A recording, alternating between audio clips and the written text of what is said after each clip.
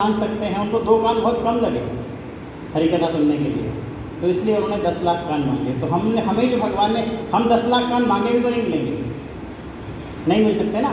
तो इसलिए हमें जो 2 कान दिए हैं, इन 2 कानों का इस्तेमाल केवल हरी कथा के लिए है। क्या होता है, एक बार कुछ महात्मा लोग, पहले ज़माने में क्या होता था, कुछ महात्मा लोग जो है वो पैदल द्वारका जा रहे थे। तो एक सेठ रास्ते में जाता है, अपना रथ लेके जा रहा होता है, वो बोलता है कि आप बैठ जाइए, मैं आपको लेके जाता हूँ। तो महात्मा कहते हैं, कुछ साधु संत होते हैं, कहते हैं ठीक है चलते हैं। थोड़ी देर बाद बोलते हैं आप रुक जाओ, आप रुक जाओ। तो सेठ कहता है क्या गलती होगी मुझसे? कहते हैं आपसे कोई गलती नहीं हुई, हमें ऐसा लग रहा है कि हम तो जा रहे हैं, हमारा शरीर जा रहा है लेकिन मन पीछे रह गया। तो क्या पहले क्या होता था कि जब आप यात्रा के लिए जा रहे हो तो आप पैदल जाते थे। चैतन्य महाप्रभु जो हैं वो बंगाल से जगन्नाथपुरी पैदल गए, साउथ इंडिया पैदल गए। तो वो उस यात्रा का भी रस लेते थे, हर एक स्टेप पर वो याद कर रहे थे कि द्वारकाधीश के दर्शन करने। अब वो जब रथ में बैठ गए तो उनको वो भाव जो है वो आ नहीं पाया, तो कहते हैं हम पैदल ही जाएंगे। मैं हमेशा कहता हूँ, एक वृंदावन में एक बाबा जी हैं, उनका नाम 1008 बाबा जी है। वो गोवर्धन पर्वत के, गोवर्धन जी के परिक्रमा लगाते हैं और हर एक स्टेप पर 1000 दंडवत करते हैं और उसके बाद दूसरा स्टेप लेते हैं। ये वो पिछले 6 सालों से कर रहे हैं और अभी तक आधा भी गोवर्धन परिक्रमा पूरा नहीं हुआ। तो ये कहते हैं हर एक स्टेप का रस लेना। और किसी ने उनसे पूछा आपका ये गोवर्धन परिक्रमा कब तक खत्म हो जाएगा? तो कहते मुझे तो कोई चिंता नहीं है, क्योंकि वो हर स्टेप पर भगवान का नाम ले रहे हैं। अगर मृत्यु भी हो गई तो भी खुश हैं वो। तो ऐसे ऐसे भक्त हैं जो हर स्टेप, अपने जीवन की हर सांस में भगवान का नाम लेके अपने जीवन को सफल बना रहे हैं। एक बार क्या होता है, कथा सुनने का एक और क्यों हमने ध्यान से सुनना है। एक बार क्या होता है, एक लड़की की शादी हो जाती है, तो वो लड़की मायके शादी हो जाती है। अगले दिन सुबह पहला दिन होता है, उठती है तो देखती है बाहर उसका पति जो है उसने तख्त पोष लगाया है, उसके ऊपर एक पतीला रखा है और बढ़िया से साइड में आलू रखे हैं और तेल रखा है कढ़ाई पे। तो जल्दी से अपनी सासू माँ के पास जाती है दौड़ती हुई, कहती है मैंने तो सुना था आपका करोड़ों का खानदान है। तो सासू माँ कहती करोड़ों का नहीं, पकौड़ों का बोला था। तो सुना आपने सही से नहीं था, इसलिए जो मैंने पकौड़ा बोला था आपको लोग करोड़ों का खानदान है। तो इसलिए सुनने का महत्व बहुत है, सुनना ध्यान से है, ये बहुत ज़रूरी है। एक कथा है, आत्मदेव एक व्यक्ति थे। क्या होता है, दुनिया में भौतिक जगत है, तो भौतिक जगत में अगर इंसान सोचेगा कि मुझे सब कुछ मिलेगा तो वो पॉसिबल नहीं है। कोई भी गृहस्थ आश्रम में है तो उसको पैसा चाहिए, उसको पत्नी चाहिए और उसको बच्चे चाहिए, और वो सोचता है कि ये तीनों मेरे जीवन में परफेक्ट मिलेंगे, तो ये पॉसिबल नहीं है। ये इसलिए पॉसिबल नहीं है कि अगर उसको सब कुछ यहीं मिल गया तो उसका मन करेगा मैं यहाँ से बाहर कभी ना जाऊँ। जैसे एक व्यक्ति होता है जेल में, अगर हम उसको भेज देते हैं, अगर जेल में उसको सुबह सुबह बढ़िया ब्रेकफास्ट, बढ़िया लंच, बढ़िया डिनर, बढ़िया सोफ़ा, टीवी, हर चीज़ दे दें और बोलें कि 10 साल तुमको यहाँ रहना है, तो उसे कोई प्रॉब्लम नहीं है। अगर 10 और साल रख लो, काम भी नहीं करना पड़ रहा। इसलिए जेल में क्या रखते हैं, चक्की रखते हैं, ताकि उसको काम करना पड़े, उसको मेहनत करनी पड़े और हर दिन सोचे कि मुझे यहाँ से निकलना है।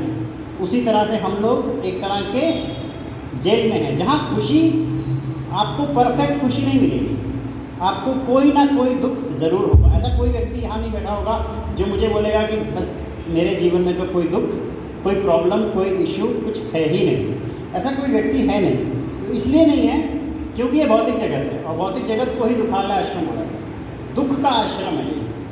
तो दुख तो दुखों से भरा हुआ है, आपके अंदर दुख नहीं होगा ऐसा हो नहीं सकता। तो क्या था, आत्मदेव जो व्यक्ति थे उनकी पत्नी थी जिसका नाम था धुंधली।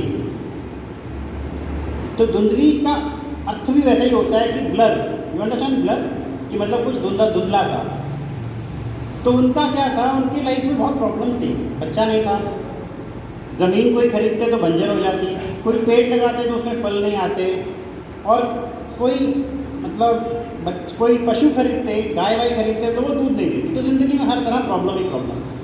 तो ये जो आत्मदेव था उसने एक साधु से मिला और बोला कि ऐसा ऐसा प्रॉब्लम है, तो मेरे घर में बच्चा नहीं है। तो साधु ने क्या किया, बोला एक फ्रूट ले लो, ये फ्रूट जो है अपने वाइफ को, फल अपनी वाइफ को दे देना, बच्चा हो जाएगा और अच्छा शास्त्रों का ज्ञान प्रदान करने वाला बच्चा होगा।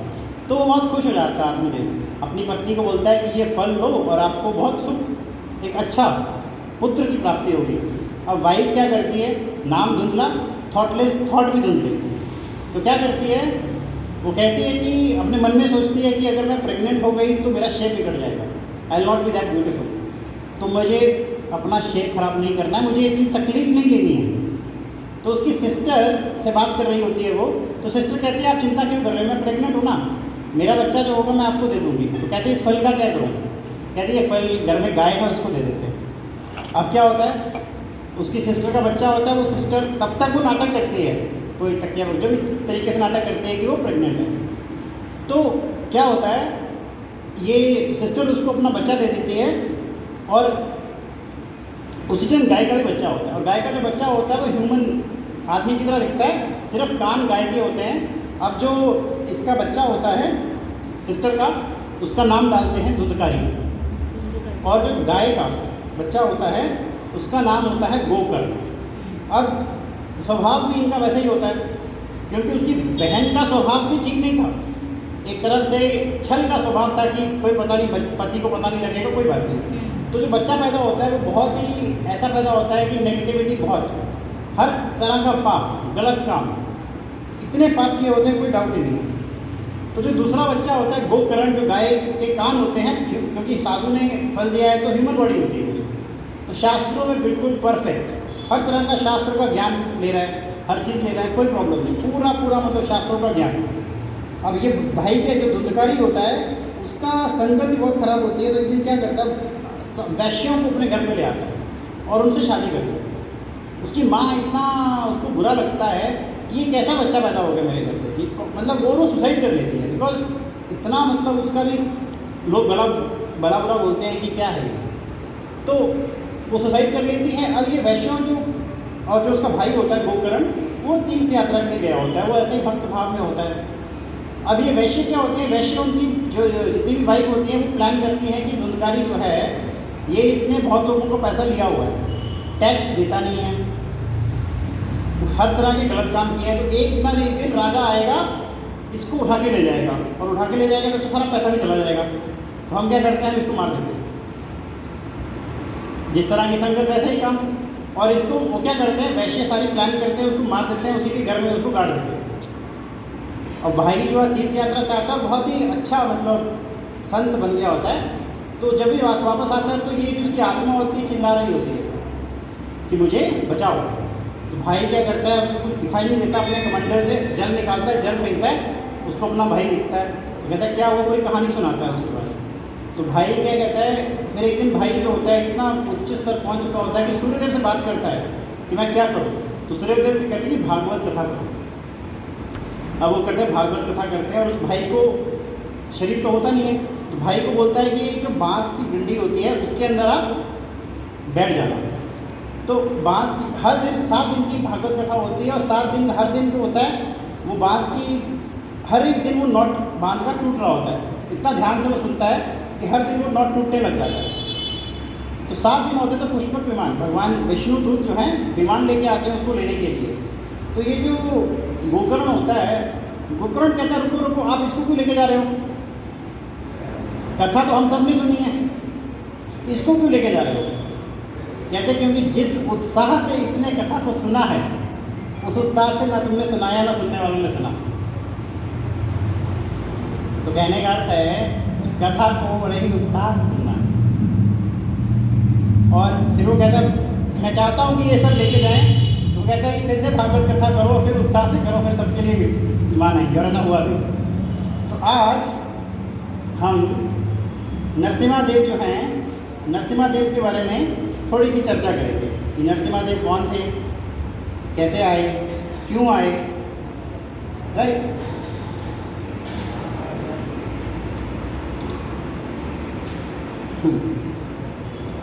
तो वैकुंठ में 2 द्वारपाल थे, एक का नाम जय, एक का नाम विजय। ये जनरली हर टेम्पल में, मैंने गोवा में भी देखा है, हर टेम्पल के द्वार पे जय और विजय 2 द्वारपाल को रखा होता है। ये द्वारपाल जो हैं भगवान के अनन्य भक्त हैं और इतने प्रिय भक्त हैं भगवान के कि अभी भगवान अंदर बैठे हैं वैकुंठ लोक में और भगवान ने हर लीला करी है। भगवान के मन में भाव आ रहा है, क्योंकि भगवान क्या हैं, वो प्लेजर पोटेंसी है, मतलब हर तरह की खुशी का स्वाद देना चाहते हैं। तो भगवान अपने 2 द्वारपालों के मन में वे भाव जगाते हैं कि मुझे अपनी वीरता का, जो वीर है भगवान की जो शक्ति है, जो लड़ने की शक्ति है, उसका आनंद लेना है। तो वो दोनों जय विजय बात क्या करते हैं कि भगवान ने इतनी लीलाएं करी, हम दोनों भगवान को अगर उनकी लड़ने की जो इच्छा है हम उसको देखना चाहते हैं, तो हम उसका, अगर भगवान की किसी लीला में हम पार्टिसिपेट करें तो कितना अच्छा होगा। तो वो आपस में डिस्कशन चल रही है। तो इतने में क्या होता है, ब्रह्मा जी के 4 कुमार आ जाते हैं। अब 4 कुमार कौन है? ब्रह्मा जी ने सबसे पहले जब सृष्टि का निर्माण किया तो उन्होंने 4 कुमारों को जन्म दिया। ये 4 कुमारों का नाम है सनक, सनंदन, सनातन और सनत कुमार। तो ब्रह्मा जी ने इनको जन्म दिया और इनको बोला कि जाओ सृष्टि का निर्माण करो। और इन्होंने क्या बोला, कहता हमें सृष्टि का निर्माण नहीं करना। अगर हम बच्चे पैदा करने लग गए तो भजन नहीं कर पाएंगे, तो इसलिए हमको कोई भजन हमको इसे दूर मत करो, हम बच्चे पैदा नहीं कर सकते, हमें आप भगवान की भक्ति करने दो। और कहते हैं कि हमें एक और वरदान दो, हमें कोई फैशन भी नहीं करना। फैशन मतलब अच्छे कपड़े, सब कुछ बढ़िया। तो कहते हैं आप हमें आजीवन बच्चा बना के रखो, क्योंकि बच्चा अगर नग्न भी है तो कोई किसी को फर्क नहीं पड़ता। तो उन्होंने वो वरदान मांगा कि आप हमें आजीवन 5 साल का रखो। अब ये 4 कुमार एक्चुअल में 5 साल के नहीं थे, बहुत ही उच्च कोटि के भक्त हैं।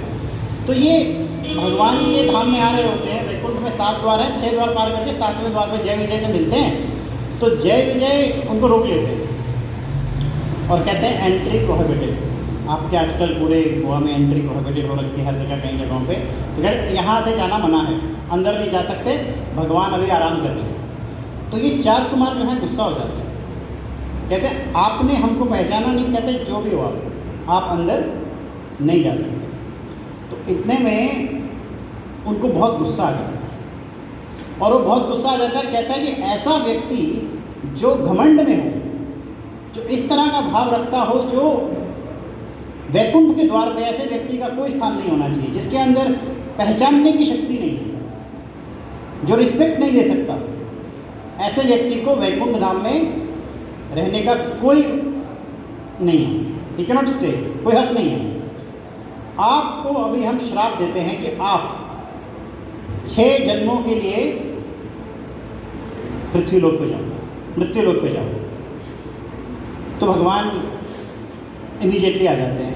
अब भगवान कहते हैं ये तो नौकर है, मालिक तो मैं हूँ, नौकर ने गलती की है तो मालिक की वजह से ही की होगी। तो आप ऐसा करो, अब आपने बोल तो दिया है, आप थोड़ा सा चेंज करो इसको। तो कहते हैं या तो 6 जन्म मनुष्य के लेने पड़ेंगे या फिर 3 जन्म असुर जाति में लेने पड़ेंगे। तो आप डिसाइड करो। अब जय विजय सोचते हैं भगवान को आनंद भी देना है, हम ही डिसाइड कर रहे थे, आ भी गया। तो असुर बनेंगे तो जल्दी मर भी जाएंगे, तो 3 जन्म हैं वो भी कम है, असुर बनेंगे तो जल्दी मर जाएंगे, तो जल्दी वापस आ जाएंगे। तो कहते हैं असुर वाला ठीक है। तो ये जो 3 असुर हुए, 3 जो जन्म में असुर हुए, पहला जो था वो हिरण्यकशिपु और हिरण्याक्ष। दूसरा कौन था? रामायण में रावण और कुंभकर्ण। और जो तीसरा था वो शिशुपाल और दंतवक्र।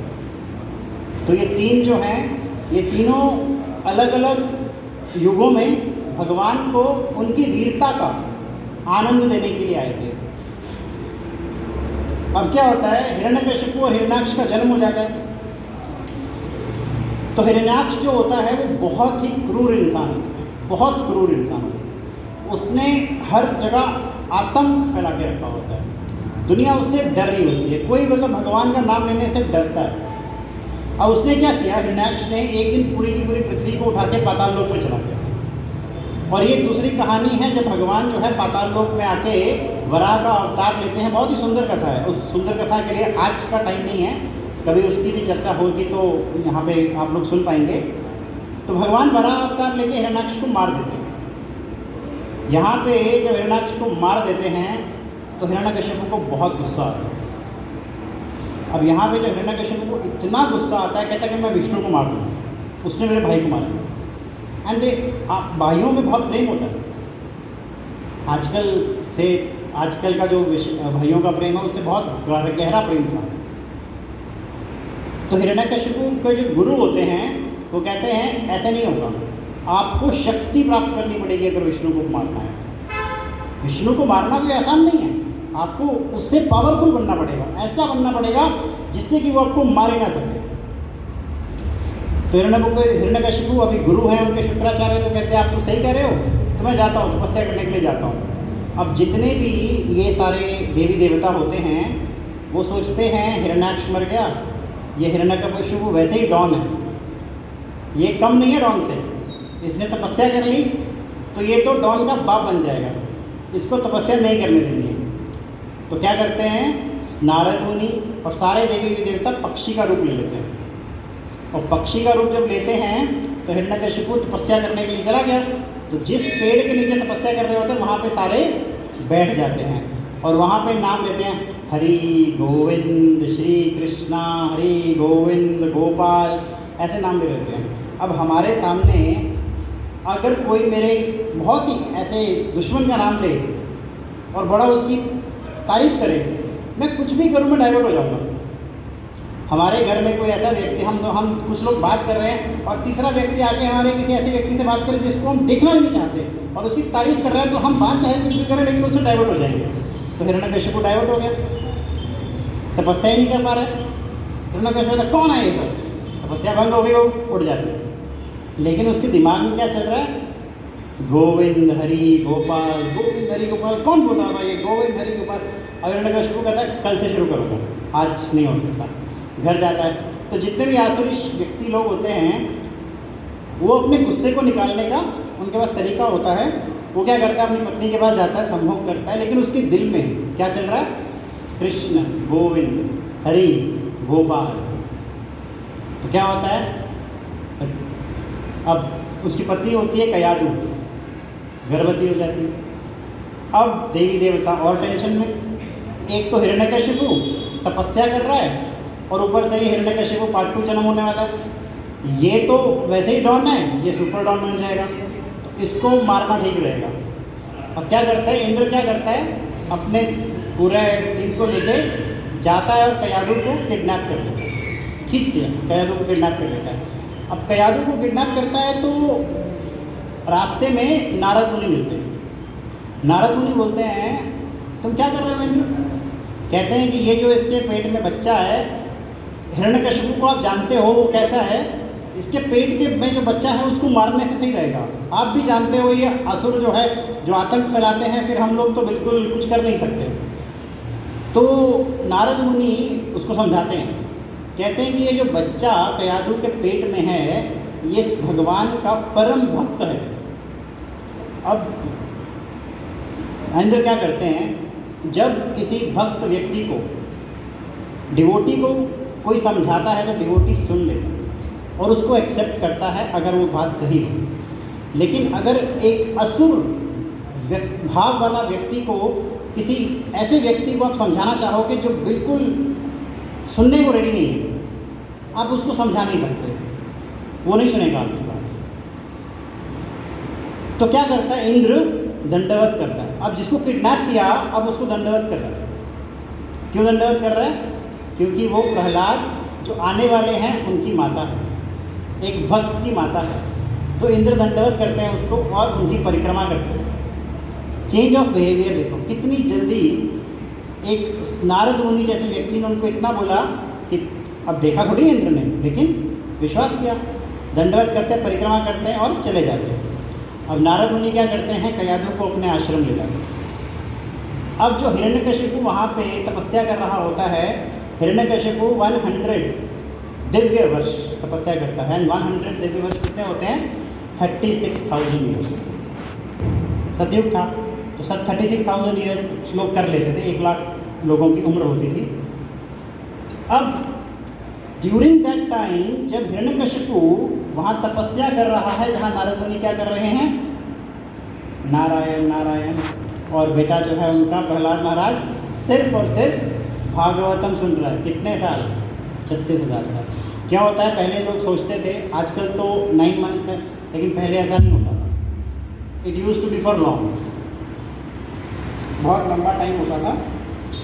तो प्रहलाद महाराज जो हैं उन्होंने बहुत ध्यान से भागवतम सुना। आजकल क्या होता है, अब कयाधु तो टोटल जितना टाइम था उनके पास, उन्होंने प्रहलाद महाराज, मतलब जो भी प्रहलाद महाराज है उन्होंने सिर्फ भागवतम सुना।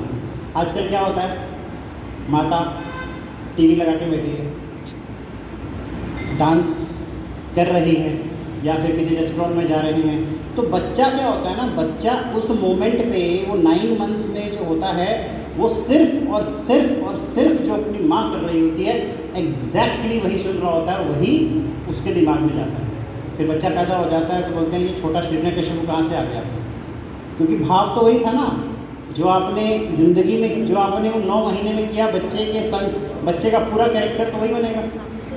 तो इट्स वेरी इम्पॉर्टेंट कि जब गर्भ में हम लोगों को हरिकथा, भागवतम, भगवद गीता, चैतन्य महाप्रभु, चैतन्य हरिकथा सिर्फ और सिर्फ हमारे शास्त्र सुनने चाहिए। उसी के बाद बच्चा जो है वो भक्त भाव में, भक्ति भाव में आ सकता है।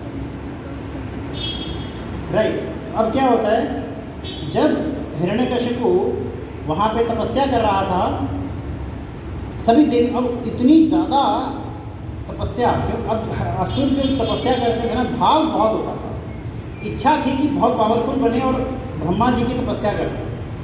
36,000 ईयर्स तक तपस्या कर रहा है और उसकी हेड से, उसकी जो सर से ज्वालामुखी की तरह हीट निकल रही है, इतनी ज़्यादा तपस्या की। वो हीट जो है वो देवलोक पहुँची हुई है और देवता उससे परेशान हो। सारे के सारे देवता क्या हैं, वो कहाँ जाते हैं, ब्रह्मा जी के पास, कहते हैं कि कुछ करो। देवता ब्रह्मा जी की वो कहते हैं कि आप जाइए और रोकिए इस चीज़ को। तो ब्रह्मा जी क्या करते हैं, ब्रह्मा जी हिरण्यकशिपु के पास जाते हैं और उसको दर्शन देते हैं। ब्रह्मा जी को दर्शन कहाँ देते हैं, ब्रह्मा जी को हिरण्यकशिपु दिखाई नहीं दे रहा। वो मिट्टी का पूरा जो चींटियों की होता है ना, पहाड़ बना देते हैं चींटियाँ, सिर्फ वही दिख रहा है और अंदर से ओम ब्रह्मणे नमः वैसे आवाज़ आ रही है। अब ब्रह्मा जी में क्या करते हैं, ब्रह्मा जी अपना कमंडल निकालते हैं और जल उस पर छिड़क देते हैं, और जल छिड़कते हैं तो देखते हैं कि सिर्फ स्केलेटन दिखता है पहले, और फिर जल छिड़कते हैं तो हिरण्यकशिपु अपनी बॉडी जो है वो ले लेते हैं। ठीक है, तो हिरण्यकशिपु जो है 36,000 ईयर्स तक तपस्या कर पाता है। बड़ी बात यह है कि असुर होके भी 36,000 साल तक तपस्या कैसे, असली में है तो वैकुंठ के पार्षद, और हिरण्यकशिपु जो 36,000 साल तक तपस्या करता है, ना उसमें खाता है, ना पीता है, ना सोता है, और वो वही लोग कर सकते हैं जो भगवान के परम भक्त हैं। असली में तो हिरण्यकशिपु कौन था, जय विजय है कि नहीं, भगवान की लीला में पार्टिसिपेट कर रहे हैं। तो ऐसे में भगवान जो है उसको ब्रह्मा जी दर्शन देते हैं, ब्रह्मा जी उसको पूछते हैं कि आपको क्या चाहिए। तो ब्रह्मा जी को बोलता है कि मुझे अमरता का वरदान चाहिए। उसके पहले एक छोटी सी बात है कि हम लोग क्या हैं, इस दुनिया में आजकल बहुत सारे देवी देवताओं को अप्रोच करते हैं ना। शिव जी को अप्रोच करेंगे, शिव जी से, क्योंकि कहते हैं शिव जी सब कुछ दे देते हैं। फिर अगर शिव जी से नहीं मिला तो हम माता के पास चले जाएंगे, माता जी से नहीं मिला तो हम ब्रह्मा जी के पास चले जाएंगे। We keep on moving. लेकिन जो शास्त्र कहते हैं कि आप जड़ों को पानी जब देते हो ना, तो जो टहनियाँ हैं वो खिल जाती हैं।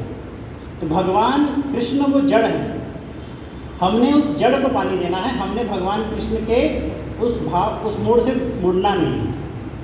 हमारा फोकस, हमारा फेथ इतना स्ट्रांग होना चाहिए कि हम जिंदगी में जितने भी कष्ट आ जाए, हमारा जो भाव है भगवान के प्रति, जो विश्वास है, वो हटना नहीं चाहिए।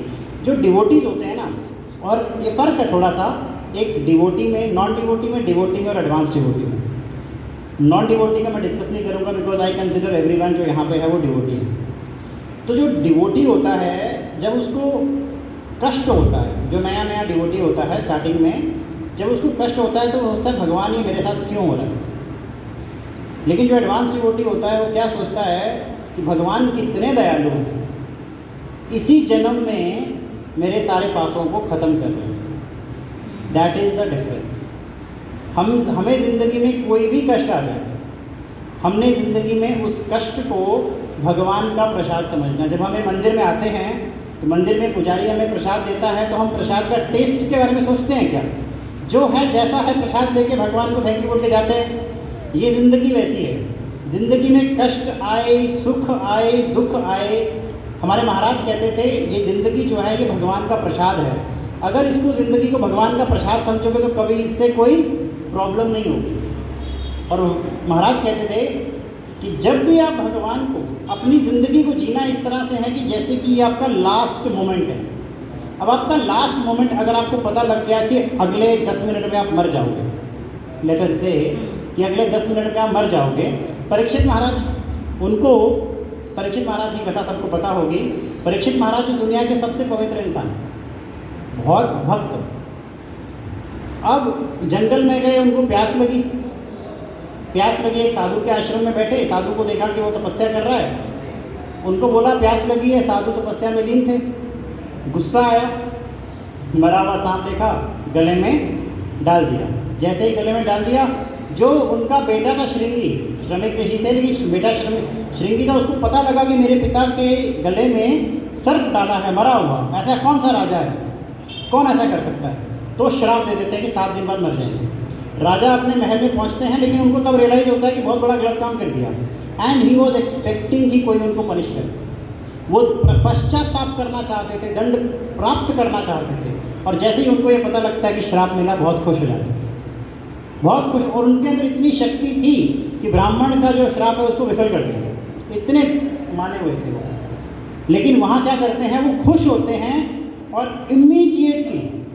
इमीडिएटली अपना राजपाट सब छोड़ देते हैं। पूरे पृथ्वी का साम्राज्य, मतलब पूरे पृथ्वी के राजा हैं वो, और इमीडिएटली वो पूरी पृथ्वी को छोड़ देते हैं। बोलते हैं कि इमीडिएटली गंगा माता के पास चले जाते हैं। पॉइंट ये है, और अपने बच्चे का राज्याभिषेक भी नहीं करते। एटलीस्ट मतलब आपको पता लगे 7 दिन बाद मरना है तो बोलेंगे चलो पहले 4 दिन बाकी काम कर लेते हैं, बाकी 3 दिन भागवत 3 दिन में भी हो जाएगा जिसने लेकिन वो सब कुछ अपने बच्चे का राज्याभिषेक भी नहीं करा। और जब वो चले गए सुखदेव गोस्वामी के पास। जब डिवोटी को कोई प्रॉब्लम होता है ना, सबसे पहले वो क्या करता है, जाता है गुरु के पास, ऐसे डिवोटी के पास जिसे पता लग सके कि अब करना क्या है। तो whenever we have a problem, हमने क्या करना है, हमने डिवोटीज़ के पास जाना है। दे हैव अ सोल्यूशन, उनके पास सोल्यूशन होता है क्योंकि वो शास्त्र पढ़ते हैं, और सोल्यूशन वो खुद का नहीं देंगे, वो शास्त्र से सोल्यूशन देंगे। तो वी हैव, अब अर्जुन को प्रॉब्लम था तो कृष्णा के पास गए, परीक्षित महाराज को प्रॉब्लम था तो गए ना सुखदेव गोस्वामी के पास। तो we have to go to devotees and ask the solution of a problem. पूछना है कि क्या प्रॉब्लम का सोल्यूशन है, ठीक है। तो अभी क्या होता है, हिरण्यकशिपु क्या मांगते हैं कि मुझे अमरता का वरदान दे। तो अमरता का वरदान कहते, ब्रह्मा जी कहते हैं कि मैं खुद ही अमर नहीं हूँ, मैं खुद अमर नहीं हूँ, तो मैं आपको अमरता का वरदान कैसे दूँ। अब ब्रह्मा जी की लाइफ जो है दैट इज़ 1000 पूरे युग, चारों युगों को मिला दो, चारों युगों को मिला दोगे तो ब्रह्मा जी का 1 वर्ष होता है।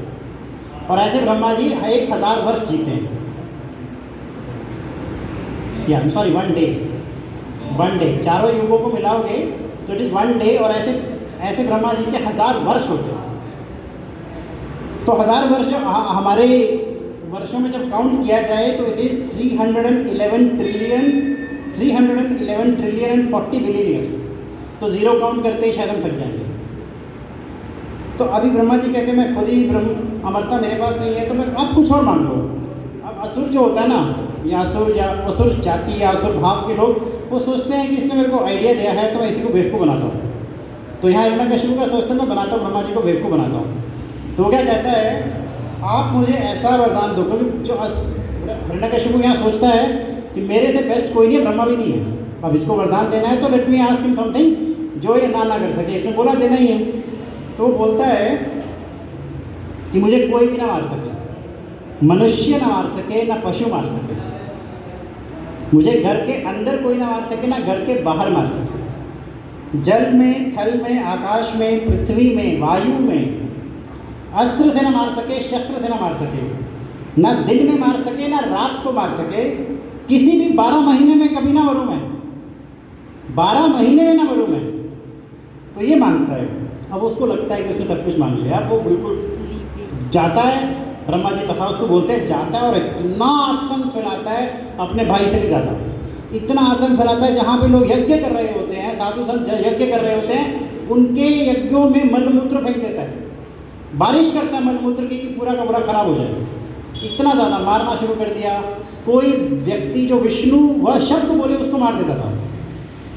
सब लोग हिरण्यकशिपु की पूजा करेंगे, पूरा फैला दिया उसने हर जगह। अब क्या होता है, जब वो घर वापस आ गया होता है तो कुछ वर्ष पहले प्रहलाद महाराज भी आ चुके होते हैं, और वहाँ भी एक गुरुकुल की वो है, मतलब जो गुरुकुल जैसे बाकी राजा महाराजा के होते तो वहाँ भी गुरुकुल होता था। प्रहलाद महाराज वहाँ पे गुरुकुल में शिक्षा प्राप्त कर रहे होते हैं। तो आता है अपना, कुछ दिन प्रहलाद महाराज जैसे पहुँचता है, कुछ दिन बाद प्रहलाद महाराज अपना वो क्या कहते हैं मैसेज भेजता है कि मेरे बेटे को बुलाओ। प्रहलाद महाराज आता है, बढ़िया से बेटे को अपनी लैप पे बिठाता है और उसके बालों को सहला रहा होता है, कितना अच्छा बेटा है। तो बोलता है आपने अपने, उनके जो गुरु के पुत्र होते हैं षड, और क्या नाम होता है, एक षड होता है और एक अमर होता है। तो शुक्राचार्य के 2 पुत्र होते हैं जो प्रहलाद महाराज को शिक्षा दे रहे होते हैं। तो उसको बताते, अब प्रहलाद महाराज से उनके पिता हिरण्यकशिपु को पूछते हैं कि आपने क्या शिक्षा ग्रहण की। तो प्रहलाद महाराज क्या बताते हैं, प्रहलाद महाराज अपने पिता को बताते हैं, और वो एक्सपेक्ट क्या कर रहा होता है हिरण्यकशिपु, ये बोलेगा कि हिरण्यकशिपु ही भगवान है, उससे ऊपर इस दुनिया में कोई नहीं, हमें सिर्फ हिरण्यकशिपु के चरणों की सेवा करनी चाहिए। ही वॉज एक्सपेक्टिंग दिस, क्योंकि सभी से उसने ही बुलवाया था। तो प्रहलाद महाराज कहते हैं ये जो घर है ना, ये अंधा एक कुएं के समान है, और वो कुआं है अंधकूप। अंधकूप वो होता है जिस कुएं में पानी भी नहीं है, मतलब सिर्फ पत्थर ही पत्थर है नीचे। उस कुएं में वो इंसान जो है वो गिर गया। ये गृहस्थ आश्रम उस तरह का अंधा कुआं है, और कहता है इसलिए आप जब उस आश्रम में गिर गए हो तो आपको कुछ दिख नहीं रहा, मतलब उस व्यक्ति को, अपने पिता को नहीं बोल रहा अभी, उस व्यक्ति को कुछ दिख नहीं रहा, इसलिए जंगल में जाना चाहिए और हरि का नाम लेना चाहिए। वो जैसे ही बोलता है हरि, मतलब उसके हाथ पांव कांप जाते हैं कि मेरे बेटे ने हरि का नाम लिया, ये मेरे आश्रम में पढ़ाई कर रहा, मेरे बेटे ने हरि का नाम लिया। तो बहुत बहुत बहुत बहुत गुस्सा हो जाता है। और षड और अमर जो उसके टीचर होते हैं उनको बहुत गुस्सा करता है उनके बच्चे, क्या ये सिखाया तुम लोगों ने मेरे बच्चे को, ये सिखाया आपने, ये कौन सा टीचर का आप हो, मतलब कहते ले जाओ इसको इमीडिएटली, और उसको उठा के अपने गद्दी से फेंक देता है, मतलब फेंक देता है वहाँ से। तो कहते हैं कि जो व्यक्ति अहंकारी होता है ना, वो ये टॉलरेट ही नहीं कर पाता। अहंकारी व्यक्ति का क्या होता है कि उसको लगता है कि जो मैं बोलूँ सब माने, और एक भी व्यक्ति अगर उस बात को ना माने तो वो उसको सहन नहीं कर पाता। सारी दुनिया मान रही हो, एक व्यक्ति उसकी बात ना माने तो वो उसको सहन नहीं कर सकता, तो अपने बच्चे को उठा के फेंकता है, कहता है इसको फिर से पढ़ाओ।